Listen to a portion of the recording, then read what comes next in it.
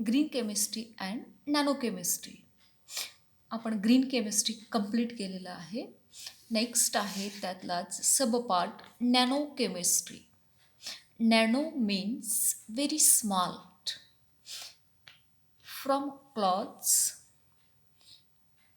sunglasses we wear to computer hard drives, even cleaning products, nanotechnology play a big part in the manufacture of many material have been using. Laser in DVD, CD player for a long time which contain nano size component. तर या ठिकाणी for example घेतलेलं आहे. काय घेतलेलं आहे nano केमिस्ट्रीमध्ये?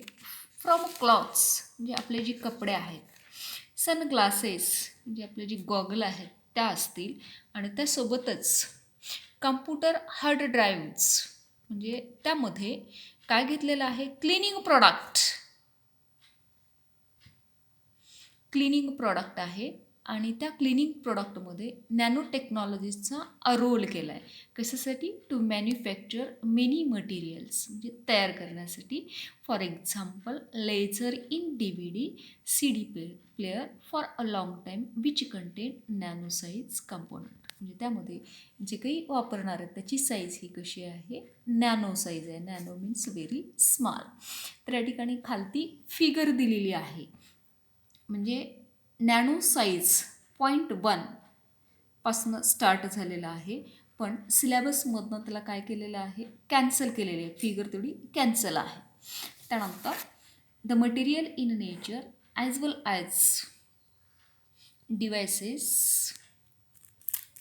that are man-made in figure, some object like tennis ball and human hair we see with our own eyes म्हणजे आपल्या डोळ्याला दिसण्यासारखे. Whereas bacteria, viruses, red blood cells we not observe with naked eye. म्हणजे ह्या ज्या आहेत, bacteria असेल, virus असेल किंवा रेड ब्लड सेल असेल, हे आपल्या डोळ्याला दिसणार नाही. These are known as nano materials. म्हणजे अगदी मायक्रोस्कोपिक म्हणजे आपल्या डोळ्याला दिसणार नाही. म्हणजे तो कोण असेल? नॅनो पार्टिकल्स असेल. मग आता नेक्स्ट आहे व्हॉट इज नॅनो सायन्स.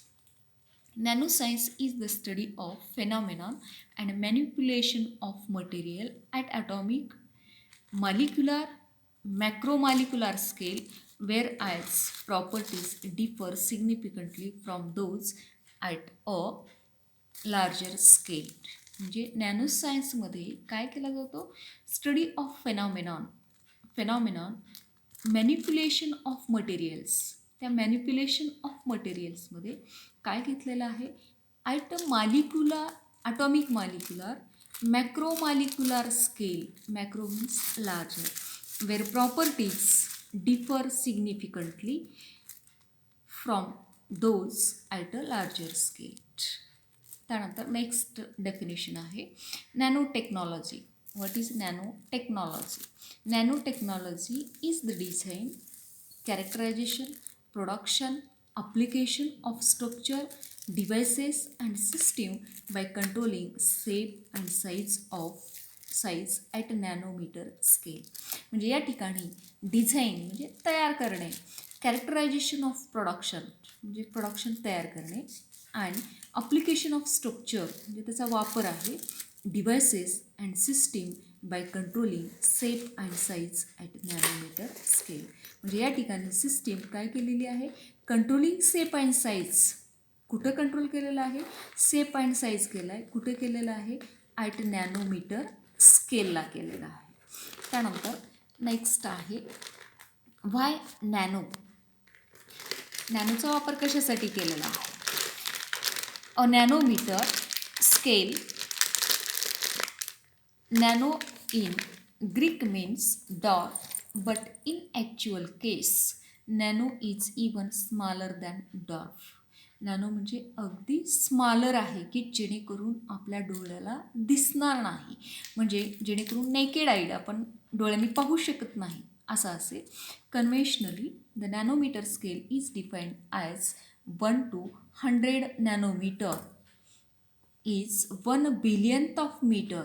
म्हणजे 1 नॅनोमीटर म्हणजेच या ठिकाणी 1 to 100 nanometre is 1 billionth of metre. म्हणजे किती आहे?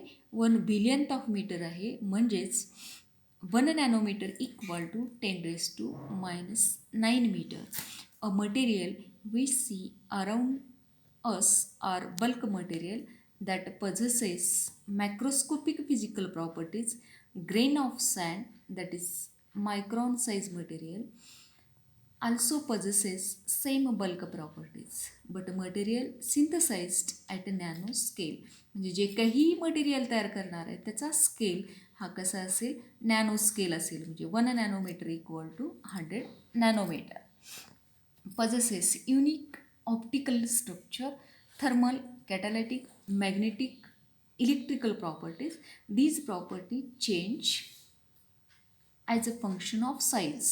म्हणजे ह्या प्रॉपर्टी काय करणार आहे? चेंज करणार आहे. काय चेंज करणार आहे? Function of size and are very different from their bulk material. म्हणजे जे बल्क मटेरियल आहे तो कसा असेल? वेगळा असेल.